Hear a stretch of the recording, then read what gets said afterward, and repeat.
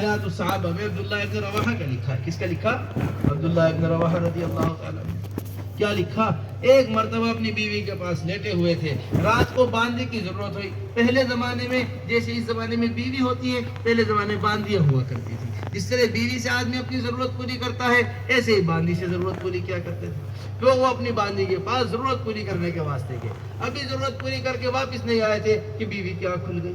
جا کر دیکھا عبداللہ اپنے شوہر کو وہ باندھی کے پاس ہے. اب عورت کہاں برداشت کر سکتی, واپس آ گئی, بڑا سارا چھورا نکال کر لے کر آئی. کیا لے کر آئی؟ بڑا چھورا نکال کر, اور آئے عبداللہ ابن رواحہ کے پاس. دیکھا تو یہ پسینے میں شراب اور باندھی کے پاس سے باہر آ چکے. کہہ رہے خیریت تو ہے بیگم, آپ چھورا لے کر کیوں کھڑی ہوئی ہیں, کیا بات پیش آ گئی؟ کہنے لگی کیا بات پیش آ گئی, اگر میں تمہیں اس جگہ پر دیکھ لیتی تمہارے دونوں مونڈوں کے درمیان اس چھورے کو اتار دیتی. حیات الصحابہ میں حضرت واقعہ نقل کی.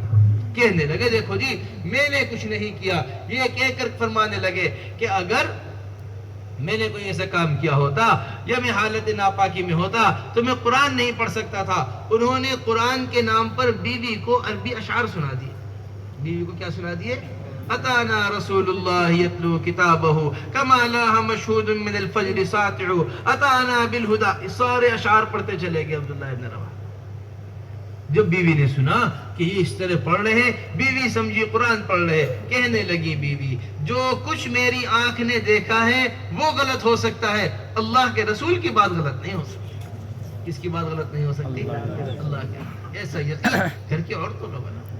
یہاں آئے, آ کر کہنے لگے حضور اکرم صلی اللہ علیہ وسلم کو سارا واقعہ, رسول اللہ رات کو یہ واقعہ گھر کے اندر پیش آیا. یہ سن کر اتنا ہنسے حضور اکرم صلی اللہ علیہ وسلم کہ دندان مبارک ظاہر ہو گئے حضور اکرم صلی اللہ علیہ وسلم کے اس واقعے کو سن کر ہنستے.